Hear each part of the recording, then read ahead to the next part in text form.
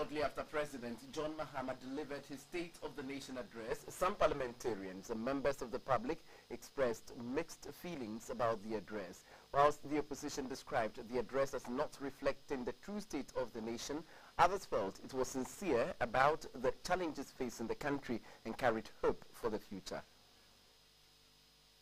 There are challenges, admittance of it, and he has put down the roadmap to be able to address the issues.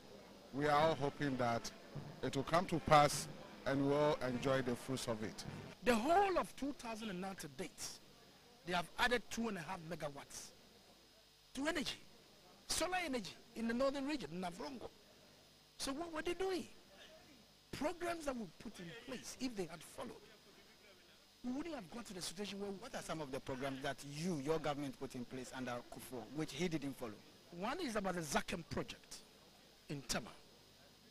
Because Afoko, our national chairman, is the country rep of Zakem, they put a weight on it. The big corporations that owe the government of Ghana through the electricity corporation must be made to pay for it. Somehow we should find a way of getting our money.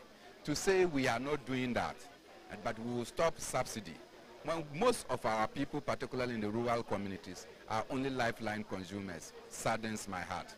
Beyond that, I think that the president has spoken eloquently of the many developments that are ongoing in this country. You can talk about development in the health sector, you can talk about the developments and indeed the persistent call for eat what we grow and dress what we produce in our country. For me, is more than gratifying. Last year, he gave us 4 pillars. Putting the people first. Transparent and accountable governance. Infrastructure enhancement. And others. I was of the view. State of the Nation address for this year. Talk about the 4 pillars. You set yourself. What were the targets? What has been our achievement? What is the way forward? But what we saw today, it was like a literature class. I'm disappointed. For issues relating to corruption, he indeed went to details as to the steps, the various programs and policies that have been put in place to ensure that yes, corruption is placed to the back. Indeed, he also requested generally all of us to play parts because you see, it's not a business that is done by only one person. It's a collective effort in trying to stamp or stop corruption. Ghanaians are suffering, and we all know the economy in which we live. It is as if the president is on a different planet. The thing that he came to talk about is nothing to make Ghanaians feel that we have a president who cares. So I think that for this State of the Nation address, I don't have anything, because there's nothing in it that will make you feel that something is happening. There are 2 evil things we must prevent. Cynicism, those deep-rooted partisanship that allows somebody who has listened to his speech to say, I didn't hear anything. There's nothing good out of it.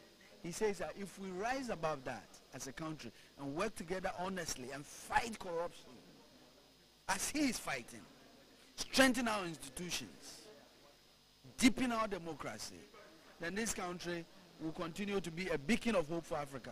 People have been asking, you've borrowed so much, what have you used it for? I was very delighted that he listed each asset that has come up one by one.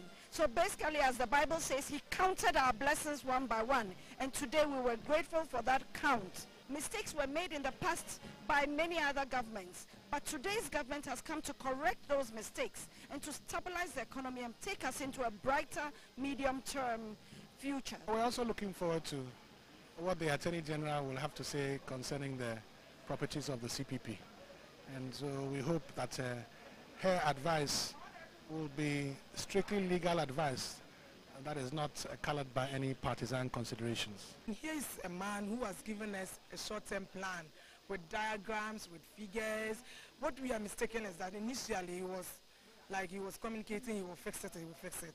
Now there are pictures attached to it, there are megawatts numbers attached to it, there are figures, there are drawings. I'm urging Ghanaians, I'm begging them, let's accept this in good faith.